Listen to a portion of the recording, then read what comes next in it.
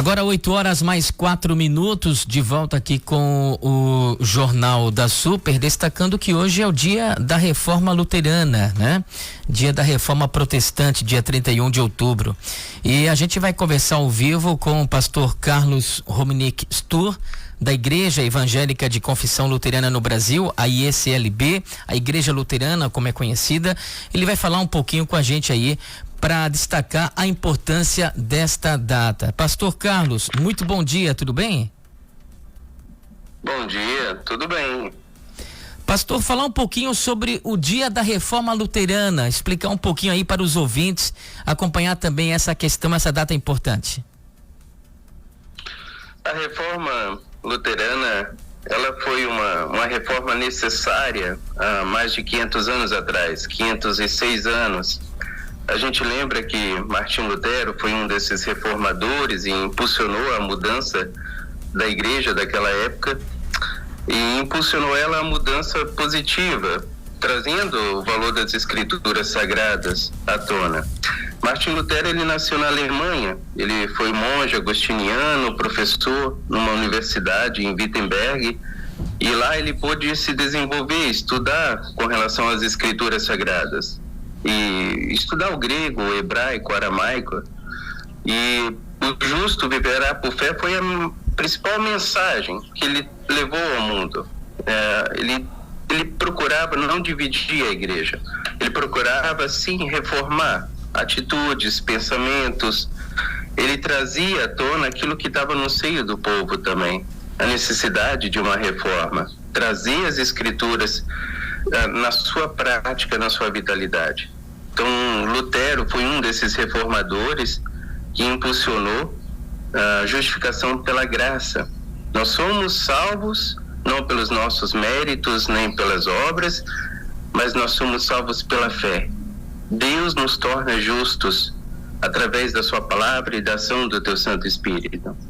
E essa é a mensagem que Lutero trouxe à igreja na época, até porque as indulgências existiam, que era um papel onde você comprava e você tinha o direito à salvação. Então a moeda caía na caixinha e você tinha ali o seu tio, o seu avô que já havia falecido, ou a possibilidade de quando você morresse, você sair do purgatório para ir para o céu, né? Você tinha bênçãos, era uma carta de salvação. E Lutero foi contra essa prática, foi contra a compra da salvação, da negociação. Mas pela fé, nós somos salvos pela fé. Essa é a mensagem central da reforma. Considerando também o fato da Bíblia traduzida, né? A Bíblia passa a ser traduzida em 1934, ela é completamente traduzida para a língua do povo e todas as pessoas são motivadas a ler as escrituras, a ter acesso a ela, pois infelizmente somente algumas famílias mais ricas e da igreja que podiam ter acesso a ela.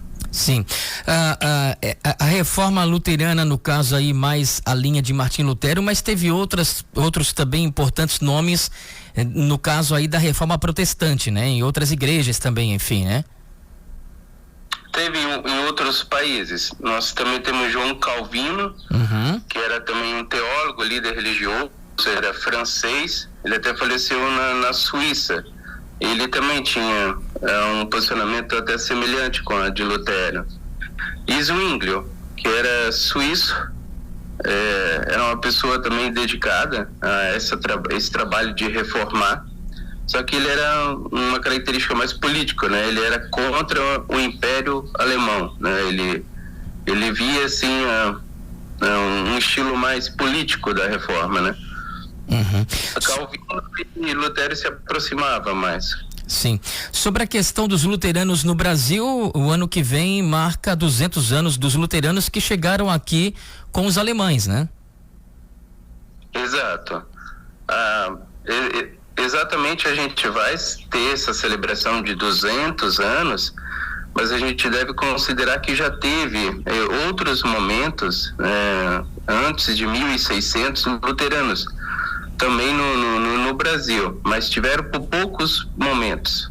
E lá por volta de 1700 também holandeses, protestantes, chegaram nessa região litoral do Brasil.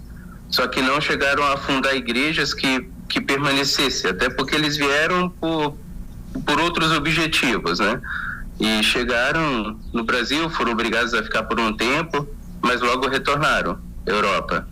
Mas realmente a permanência dos luteranos, dá para se dizer que são 200 anos a partir do ano que vem. Sim. Chegaram, permaneceram, construíram suas casas, e aí construíram uma escola, a igreja, o cemitério, que é base do luteranismo, né? O valor das escrituras e a educação das famílias. Então, igreja e escola tinham que ter um do lado do outro. Uhum. E atualmente aqui no Brasil são 2 igrejas luteranas? Sim, nós temos exatamente assim, no início eram 4 sínodos, 4 grandes sínodos. 3 sínodos se uniram e formaram a Igreja Evangélica de Confissão Luterana. E um 4º sínodo vinha pastores e missionários dos Estados Unidos, da região de Missouri, e essa então permaneceu como uma igreja independente, né? A IELB, ou Missouri, Igreja Evangélica Luterana do Brasil. Uhum. A nossa igreja, ela é formada por 3 sínodos e ela mantinha o seu vínculo com a Europa, também com as tradições dos luteranos da Europa, né? Sim. Hoje são 18 sínodos, né? Hoje são 18 sínodos. Em todo o Brasil nós temos luteranos. E isso é muito forte, principalmente na região do sul, na região sudeste. Mas todos os estados têm luteranos, tem pessoas da nossa igreja e que continuam também o trabalho missionário, de levar a mensagem da reforma adiante e levar em consideração que a reforma não é só um fator histórico, mas uma necessidade da igreja e da vida cristã.